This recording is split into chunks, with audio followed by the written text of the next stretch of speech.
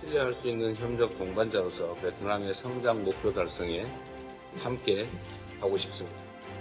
Và chúng tôi rất mong Hàn Quốc sẽ cùng đồng hành, hỗ trợ Việt Nam để thực hiện thắng lợi các cái mục tiêu của Việt Nam.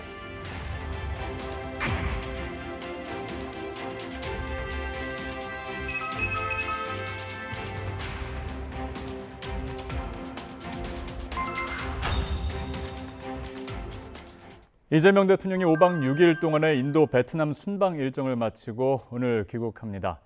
인도 베트남 모두 고속 성장하고 있는 나라입니다. 이 두 나라와 함께 핵심 분야에서 전략적 협력이 확대될 것으로 전망됩니다. 이재명 대통령의 베트남 국빈 방문 그 성과와 의미, 신윤성 산업연구원 한아세안 정책협력센터 센터장과 함께 알아보도록 하겠습니다. 안녕하십니까? 안녕하세요. 박사님. 말씀드린 것처럼 인도 베트남 국빈 방문을 마치고 오늘 이제 귀국을 합니다. 일단 성과와 의미부터 한번 확인해 볼까요? 지난 2월 28일 미국이 이란 공습으로 이제 벌어진 호르무즈 해협 봉쇄 때문에 아마 전 국민이 네. 뉴스에 이렇게 민감한 적이 없었을 겁니다. 예. 그리고 우리뿐만 아니고 전 세계의 금융시장이나 이런 것들이 매일매일마다 정말 변동성이 극대되어 있고 공급망 문제가 전 세계에서 가장 문제가 되고 있는 이 상황에서 공급망을 안정화시켜서 경제 안보를 확보하기 위해서는 결국은 글로벌 통상 질서 내에서 우리 우군을 많이 만들어야 됩니다. 네. 그런데 이번에 인도 그리고 베트남은 글로벌 사우스에서 정말 상징적인 나라입니다. 인도는 가장 세계에서 인구가 많고 예. 그다음에 베트남은 글로벌 사우스에서 가장 경제 성장이 빠른 곳이고 이들과의 경제 협력을 통해서 우리의 공급망을 더 확대하고 다각화하고 이렇게 함으로써 앞으로 우리의 경제 안보를 더욱 굳건히 할 수 있고 그리고 더 먼 미래에 우리의 비즈니스 기회라든지 그리고 통상 질서 내에서의 우리의 영향력을 더 확대할 수 있는 기회라고 생각하고 있습니다. 네, 말씀하신 대로 특히 인도에서 나프타 이야기도 했고요. 그동안 인도에서 수입했던 것 중에 가장 큰 부분을 차지했던 게 석유화학인데 그 중에서 거의 대부분이 나프타였다라는 얘기가 있더라고요. 그래서 이런 부분 공급망이 굉장히 또 중요한 핵심 이슈가 됐었는데 한번 베트남도 한번 살펴보도록 하겠습니다. 네. 이재명 대통령이 현지 국민과 함께 소통을 하면서 인사도 나누고 현지 음식도 같이 먹었습니다. 어떤 의미가 있을까요? 보통 이렇게 정상 외교를 하면 공식적인 일정은 뉴스에 막 쏟아지는데 네. 지속성은 그렇게 있는 것 같지 않아요. 예. 보통 우리나라에 방문하신 세계 국빈들 그리고 세계적인 인물들이 나중에 계속 남는 거는 비공식 행사에서 우리 걸 뭘 먹었더라, 뭘 봤더라. 네. 이게 유튜브나 여러 가지 미디어에서 계속 소화되고 회자되고 합니다. 예. 근데 이번에 대통령께서 베트남에서 음식도 드시고 이렇게 함으로써 사실 이게 조금 우려했던 게 있었습니다. 늘 한류가 글로벌 트렌드가 되면서 네. 우리는 너무 좋은데 우리가 너무 자만심에 차지 않을까. 그렇죠. 그리고 난 다음에 그쪽 문화에서는 당연히 우리 문화를 훼손한다, 우리 문화의 영향력이 줄어든다라고 좀 반감이 생길 수밖에 네. 없는데 대통령께서 그냥 꾸며지고 만들어진 것이 아니고 현장 속의 문화를 즐김으로써 우리는 베트남의 문화 그리고 서민들과 함께하는 그런 문화를 즐기고 알려고 한다는 걸 하면서 우리 한류가 너무 강해서 네. 발생하는 반감이나 역효과를 굉장히 누릴 수 있고 그리고 서로가 알아가면서 우리가 더 기회를 찾지 않을까 싶습니다. 실제로 아세안에서 유행하는 식품 같은 경우를 네. 만드는 곳이 그쪽 기업이 아니고 한국 기업에서 들어가서 만들어서 예. 깨끗하고 위생적인 제품을 전 세계로 공급하고 있는 상황이라서 또 다른 우리의 비즈니스 기회가 될 거라고 보고 있습니다. 네, 말씀하신 것처럼 외국의 관심을 받을 때 오히려 그런 현지의 문화를 또 존중하고 함께하는 그런 모습들도 굉장히 큰 도움이 된다 이런 말씀 해주셨습니다. 예, 자 이재명 대통령이 베트남 세월 2, 3위까지 만났습니다. 또 한국 기업들의 지원 요청을 했는데요. 일단 화면으로 한번 만나보시죠.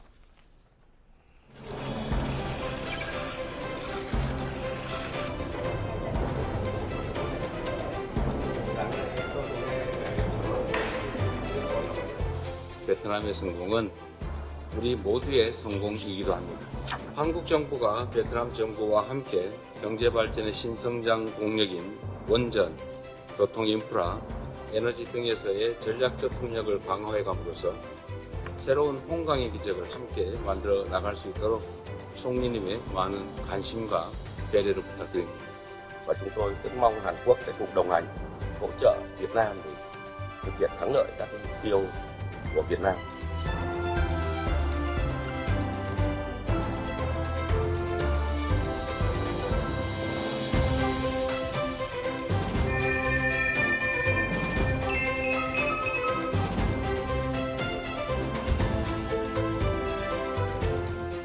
네, 자 영상에서 보신 것처럼 또롬 서기장 이외에도 또 총리와도 만나고 또 홍강의 기적에 대한 이야기가 나왔는데 또 한국과 베트남의 경제 협력을 좀 고도화시키자 이런 내용도 많이 논의가 됐습니다. 어떻게 보십니까? 한국이 세계 경제에서 정말 중요한 나라입니다. 사실 네. 우리가 잘 인식을 못하다가 코로나를 통해서 이제 국민들이 많이 인식을 하시게 됐는데 한국 사실 선진국입니다. 네. 그래서 선진국으로서 뭔가 해야 될 역할이나 이런 것들이 이제 분명해졌는데 유일하게 한국이 중진국의 함정이라는 것을 벗어나서 선진국에 들어간 가장 최근의 국가입니다. 네. 그러다 보니까 뭐 베트남뿐만 아니고 많은 나라에서 이 얘기를 합니다. 한국 닮고 싶다고. 그러다 보니까 이전부터 베트남이 홍강의 기적도 얘기했지만 네. 베트남에 있는 기업인들이나 이렇게 한국을 방문하거나 소개할 때 베트남의 삼성이다 자신을 베트남의 현대다 네. 베트남의 SK다 이런 식으로 소개를 합니다. 예. 그러니까 너무너무 한국 기업을 배우고 싶었던 거죠. 예. 이런 것들이 다 모여져 가지고 한국의 한강의 기적을 이제 홍강의 기적으로 이제 발전시키고 롤 모델 목표로 삼고 지금 나아가고 있는데 그러기 위해서는 정말 끊임없이 넣어야 됩니다. 하나가 잘 된다고 해서 그게 안주하지 않고 또다시 다른 산업으로 넘어가고 또 넘어가고 또 넘어가고 그럴 때마다 글로벌 경쟁력에서 우리의 입지를 계속 늘렸고 산업 경쟁력은 늘렸고 그 산업에 그치지 않고 다른 산업까지 계속해서 발전해 나가는 계기였습니다. 그래서 이 홍강의 기적이라는 게 단순히 경제적인 발전뿐만 아니고 경제, 사회, 문화적인 영향력까지 다 한국을 본받자 벤치마킹 하겠다는 의지로 보여지고 그래서 여기 베트남의 주요한 이런 그 분들하고 다 만났다는 거는 단지 이분만 그 최고 정상만 아니고 그 이후에도 계속 이어지기를 바라는 베트남의 간절한 마음이 담겨져 있는 것 같습니다. 그렇군요. 자, 이렇게 경제를 고도화시키는데 한국과 협력하겠다라는 것을 이제 봤을 때 일단 기본적으로 이제 에너지입니다. 에너지가 바탕이 되어야 이제 경제적인 부분이 하나하나 쌓일 수 있을 텐데 그 에너지와 관련해서 원전 프로젝트 금융 협력 가능성도 이번에 좀 MOU가 체결이 됐고 또 원자력 발전에 대한 협력도 좀 논의가 됐거든요. 이 부분은 어떻게 보십니까? 과거에 한국에서 중동의 붐 이런 거 할 때에는 사실 우리가 건설 수주에서 딱 건물만 짓고 나왔습니다. 그런데 이제는 건물을 짓고 그거에 대해서 운영을 하고 맨 마지막에 돌려주는 턴키 방식 이런 방식으로 사업 자체가 그 한 부분이 아니고 전체 사업 전반을 다 할 수 있는 나라가 됐습니다. 그렇게 하려면은 이게 초기에는 굉장히 큰 금액 몇조 원이 들어갔다가 전기료를 한 번에 와트당 몇백만 원씩 받을 수는 없는 거니까 몇십 원 단위로 받다 보니까 장기간 운영을 해서 거기서 수익을 계속해서 챙겨 와야 되는 부분이 있습니다. 그러기 위해서는 단지 제품이나 건설만 지어주는 게 아니고 이거를 효과적으로 운영하기 위해서는 금융 부분 그리고 계약 부분 이런 것들이 필요하고 그래서 아마 앞으로 더욱더 제품이 아니고 제품하고 관련된 서비스나 이런 것까지 책임지는 나라가 돼야 되기 때문에 이건 또 다시 얘기를 하지만 선진국이 되었기 때문에 그 책임이 있습니다. 그러니까 원전과 관련해서도 일본이 포기한 사업이 있습니다. 님투원이죠. 님투원 원전 2호기 이런 부분에 대한 논의도 지금 됐거든요. 그럼 포기한 부분은 그 나라별로 또 이해가 있는데 이런 부분들이 한국에 또 니즈가 맞는다면 또 진행될 수 있는 부분 아니겠습니까? 어떻게 보십니까? 저는 이번에 거의 좀 한국이 린트온 2기를 갖고 갈 가능성이 어느 때보다 높다고 생각합니다. 네. 왜냐하면 린트온 1기 같은 경우에는 러시아가 지금 수주를 해서 할 거고 2기는 한국이 할 가능성이 높아졌던 이유 중에 하나가 한국이 전 세계에서 가장 건설 부분 이런 고급 그 인프라 산업 인프라를 가장 가성비 높게 잘 짓는 나라입니다. 네. 그리고 믿을 수 있고 한국이 뭐 여러 가지 산업재해나 이런 것들을 겪으면서 안전에 대해서 안전한 사회를 만들기 위한 국민적인 합의와 노력과 제도권의 노력, 정치적인 노력 이런 것들이 너무너무나 강해졌고 네. 아 이런 것도 안전하게 한단 말이야 할 정도로 지나치게 안전하게 만들려고 합니다. 예. 그래서 아마 그 베트남에서도 그런 안전 문제 그리고 가성비 문제를 따져봤을 때 한국이 뭐 가장 유력한 사업자가 되지 않을까라고 생각을 하고 사실 일본 같은 경우는 아직까지도 과거에 있는 후쿠시마 원전 사태를 다 해결하지 못하고 있는 부분도 있고 예 여러 가지 트랙 코스트나 이런 걸 봤을 때 한국이 가장 유리하지 않을까 싶습니다. 이러한 노력 중에서는 2000년대부터 와서는 사실 우리나라 건설이 가장 많은 수주를 받은 데가 중동이 아니고 아세안이었습니다. 예. 이러한 것도 우리의 중요한 자산이 되었다고 생각합니다. 네. 자, 베트남 입장에서 이렇게 에너지를 갖춘 이후에 또 공공 인프라도 굉장히 중요합니다. 그래서 철도라든가 공항 뭐 이런 사업들을 지금 계속해서 건설 부문에서 업체에서 일으키고 있는 상황인데 이런 부분에 한국의 협력도 이번에 논의가 됐어요. 어떻게 보십니까? 과거에는 뭐 베트남이 과거에는 수출을 하기 위해서 싸게 제품 만드는 것만 신경을 썼을 겁니다. 그런데 이제 좀 더 소득이 높아지면 임금이 상승할 수밖에 없고 그러면 좀 더 부가가치 있는 걸 만들어야 되는데 그걸 한 게 전 세계에서 한국입니다. 네.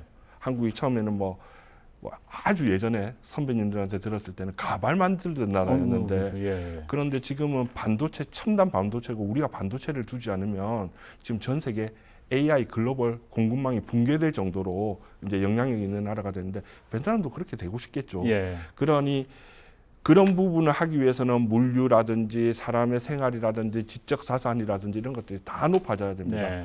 반도체 공정에서도 뭐 얘기를 하면 여러 가지 공정들이 첨단 공정으로 갈수록 안전하게 에너지가 공급돼야 되고 네. 안전하게 물류가 돼야 되고 여러 가지 안전성이나 이런 것들이 보장이 돼야 됩니다.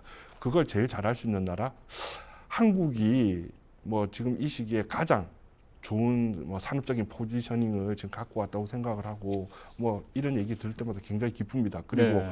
이런 부분에서 금융이 들어갔다는 부분은 우리가 장기간에 이렇게 돈을 갖다가 이자나 이런 투자 수익을 얻을 수 있다는 부분은 우리가 고령화되는 사회에서 앞으로 물건 말고 또 어떤 수익을 얻을 수 있는가라는 부분에서 과거 무역 수주에서 경상수지 흑자를 지금도 내고 있지만 네. 더욱더 확대할 수 있는 선진국형 통상구조, 산업구조로 갈 수 있는 데 정말 박차를 가하고 있다는 생각이 듭니다. 네, 말씀하신 그 운송, 이동수단 뭐 그런 공공 인프라에서 한국의 금융과 또 한국의 기술이 베트남의 발전에 좀 도움이 된다 이런 말씀을 좀 해주셨습니다. 자, 이재명 대통령이 한 베트남 경제인이 함께 모인 자리에서 최근에 발생하고 있는 국제 위기 가운데 협력을 강조했습니다. 어떻게 얘기했는지 한번 함께 보시죠.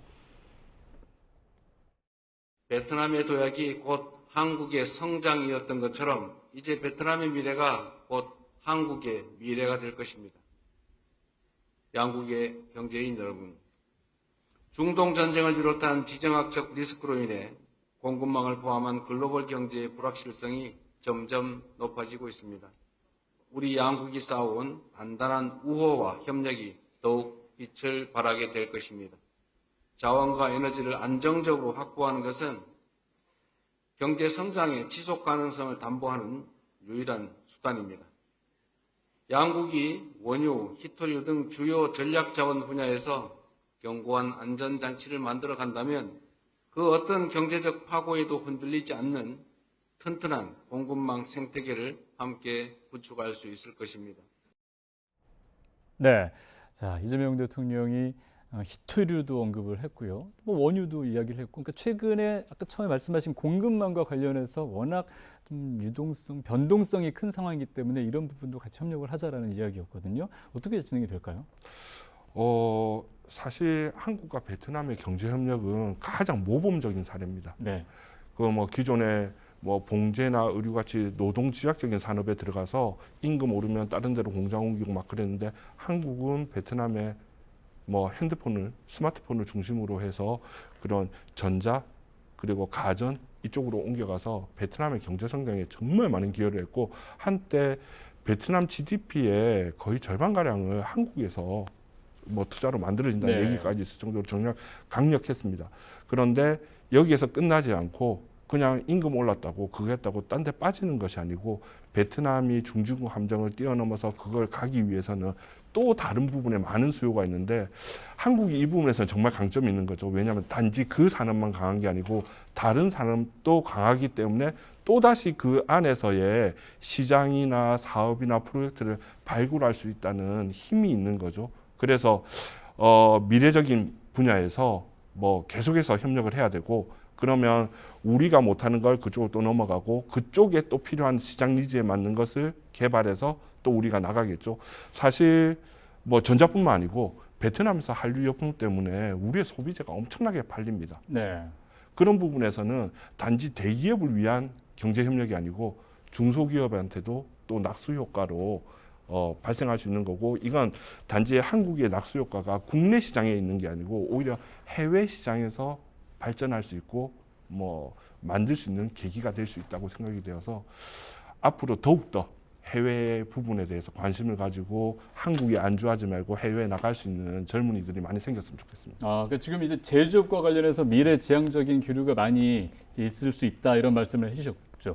한국 입장에서도 아까 이재명 대통령이 말한 것처럼 그 히토류라든가 또 한국이 필요한 부분들에 대해서 베트남과 협력을 하자라는 이야기를 또 던지고 왔거든요. 히토류가 정말 베트남에서는 좀 도움이 많이 됩니까? 어떻습니까? 일단 전 세계가 지금 반도체를 만드는 네. 국가가 되고 싶어 합니다. 아니면 반도체 가치사슬 안에 어떻게든 좀 들어가고 싶어 하는데 베트남이 단시일 내에 반도체 제조나 이런 것들은 거의 불가능합니다. 네. 그 공급망 안에 그 가치사슬 안에 들어가는 유일한 방법은 히토류 자기들이 갖고 있는 풍부한 히토류라도 먼저 들어가고 난 다음에 점점 사업 범위를 늘려가야 되는 게 아마 산업적인 전략일 건데 네. 그때 우리나라는 뭐 미국도 마찬가지겠지만 너무 중국의 의존도가 높은 걸 지금 많이 다각화는 했지만 여전히 중국이 압도적인 시장 지배력을 갖고 있는 상황에서 뭐 베트남, 그다음 인도 그리고 동남아 다른 나라 그리고 남미에 있는 글로벌 사우스하고의 협력을 통해서 우리는 중국에만 의존하는 히토류 공급망을 다각화함으로써 협상력을 늘리고 그리고 경제 안보를 증진할 수 있다는 부분에서 정말 큰 도움이 될 것 같습니다. 당장은 힘들지만 네. 또 공장 설립해서 거기에 대한 인프라 짓고 이러한 것들이 당장은 힘들지만 향후 10년 뒤까지도 지금 이러한 시장 지배력에 휘둘린다면 이건 상당한 문제가 되고 향후 10년, 20년까지 우리가 이러한 공급망 다각화는 우리의 기회이자 도전이 될 거라고 생각하고 있습니다. 네, 자 이렇게 베트남에서 있었던 여러 가지 협력들에 대해서 이제 말씀을 들어봤고 좀 인도로 살짝 올라가 보도록 하겠습니다. 인도에서도 다양한 논의가 있었는데요. 나렌드라 모디 총리가 한국 데스크를 설치해달라고 요청을 했어요. 본인이 자기가 컨트롤 타워가 되겠다 이렇게 얘기를 했거든요. 어떤 의미가 있을까요? 저 정말 깜짝 놀랐습니다. 네. 왜 놀랐냐면 예. 글로벌 통상 전문가들이 예. 그리고 국가들이 이렇게 만나서 이렇게 얘기를 하거나 세미나를 할 때 제일 힘든 나라가 인도입니다. 그렇죠. 예. 인도가 워낙 잠재력이 풍부한 내수 시장을 갖고 있다 보니까 뭐든지 다 들어와서 만들면 되지라고 얘기를 하니까 이게 너무 깝깝합니다. 네. 그리고 공장 막상 지으려고 하면 규제나 인증 절차가 너무 힘들어서 예. 이게 여기 전망이 있습니다. 여기 진출하십시오라고 얘기를 선뜻하기가 힘듭니다. 전문가들이. 네. 그런데 이게 위에서 대통령이 직접 챙기시는 총리가 직접 챙기는 한국 데스크가 만들어지면 총리의 의지가 바로 전달될 거고 현장의 애로사항이 많은 단계를 거치지 않고 네. 바로 총리에 전달되니까 좀 더 신속하게 해결이 될 거라고 봅니다. 그래서 약간 이 부분의 합의는 이야기는 한국의 그 실용주의 외교, 실용주의 뭐 이런 거에 대해서 인도에서 정말 최대한 배려를 해주고 정말 고민을 해서 나온 결과라고 생각해서 좀 깜짝 놀랐습니다. 네, 그 말씀하신 대로 인도가 다른 나라가 인도화에서 들어오면서 하는 그런 과정도 오래 걸리고 참 변수가 많고 자기들이 개발하는 그런 부분도 변수가 많은 그런 나라 아니겠습니까? 그런 부분들을 나렌드라 모디 총리가 본인이 컨트롤을 하겠다. 좀 시간이든 뭐든 단축해서 하겠다. 이런 게 굉장히 의미가 있다. 이런 말씀이신데 결국 이제 방산과 뭐 AI, 반도체 뭐 이런 부분, 미래 전략 산업에 대한 협력도 인도가 많이 기대를 하고 있는 것 같아요. 어떻습니까? 과거에 인도에 대해서 서로 눈높이가 너무 많이 안 맞았어요. 우리는 인도의 시장을 원하는데 네. 인도는 무조건 들어와서 만들어라고 하니까 그런데 이걸 들어갔을 때 인도에서 부품 조달이 다 되지가 않아요. 그렇죠. 예. 다른 데서 막 갖고 오는데 근데 관세는 그대로 높으니까 네. 한국에서 운반비를 들여서라도 수출을 하는 게 훨씬 싸니까 예. 경쟁이 안 되는 거죠. 네. 그리고 인도가 대국이라고 합니다. 그래서 뭐든 뭐 인도의 특별한 그 재벌들 그 그룹에 의해서 시장을 열어주지는 않습니다. 네. 그래서 너무 힘들었는데 이번에 이러한 부분을 딱 찍어가지고 아주 뭐 이렇게 전체적인 뭐 그 미사일 어구 같은 그런 경제 협력이 아니고 이렇게 분야를 딱 찍어서 이걸 하겠다라는 건 어느 때보다 좀 의지가 높다고 보고 실제로 조선이나 방산이라든지 그다음에 AI 부분은 인도가 가지지 못한 부분입니다. 네. 다른 것들은 캐치해서 할 수 있었고 IT 같은 경우에도 인프라 깔고 소프트웨어 받아들여 갖고 자기들 나름대로 뭐 전자상거래 이렇게 하면 되는 거지만 지금 그게 아니고 물리적인 부분에서의 소프트웨어를 단지 라이센스 사오는 문제가 아니고 물리적인 부분에 투자가 필요하다 보니까 그 제조업에서의 지금 강점을 가지고 있는 한국이 무엇보다도 필요합니다. 네. 그 인도의 장점들은 아마 많이 알려져 있기 때문에 뭐 인구도 그렇고 또 소프트웨어라든가 이런 여러 가지 부분들이 있지 않습니까? 그래서 이런 부분들과 한국의 말씀하신 제조업을 협력했을 때 앞으로 일어날 수 있는 부분들은 상당히 무궁무진하다라고 볼 수 있는데요. 그렇다면 이제 가져왔습니다. 이런 부분에 대한 후속 조치가 또 제대로 이루어져야 될 텐데 마지막으로 이런 부분들 어떤 부분이 중요하다고 보십니까? 한국 기업은 네. 없는 것도 만들어내는 곳이고 한국이 사실은 뭐 능력만 현재만 가지고 얘기하면 사실 이런 국가 안 됐을 겁니다. 50년대, 60년대, 70년대 항상 한국은 못할 것 같은 걸 도전해서 이룬 나라입니다. 네. 그래서 인도가 한국에 대해서는 뭐 인도뿐만 아니고 다른 나라하고 협의를 할 때 항상 그렇게 합니다. 미국, 뭐 그다음에 EU, 그다음에 일본 이런 곳에서 협력을 했을 때 너네 나라 경제 발전이 산업 구조가 얼마나 변했냐 그렇게 많이 안 변했을 거다. 그 비교 우위가 끝나고 나면 대부분 빠져버렸다. 근데 한국은 어떻냐? 한국 계속 거기서 있고 네. 사업을 확장하고 협력을 확대했던 나라다. 그래서 인도도 우리한테 뭐 규모가 작다고 해서 물론 선진국에서 훨씬 많은 투자를 하지만 우리가 규모가 작다고 얘기하지 말고 미래 가능성을 보고 우리하고의 협력 부분에 좀 더 많은 우대사항을 줬으면 좋겠고 우리에게 좀 믿을 수 있는 조치들을 좀 해줬으면 좋겠다라고 늘 얘기를 하고 있습니다. 예. 자, 지금까지 신윤성 산업연구원 한아세안 정책협력센터장과 함께 자세한 얘기 나눴습니다. 오늘 말씀 고맙습니다. 예, 감사합니다.